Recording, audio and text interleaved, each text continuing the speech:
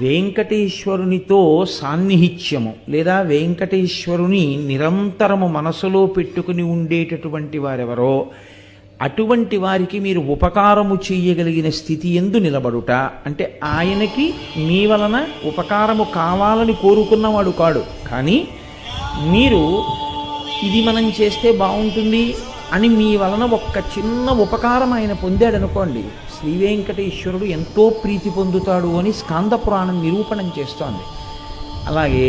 వెంకటాచల క్షేత్రమును దర్శనము చేయుట, ఈ భూమండలంలో మీరు ఎక్కడ నించునైనా సరే, ఎన్ని వేల యోజనముల దూరములో ఉన్నా సరే, వెంకటాచల క్షేత్రం ఎటువైపుకుందో అటువైపుకి తిరిగి స్మరణ చేసి ఒక్కసారి నమస్కారము చేయుట, వీటి వలన ఎంతటి పాపరాశి దగ్ధమవుతుంది. అంత తేలికగా దగ్ధం చెయ్యొచ్చా అంటే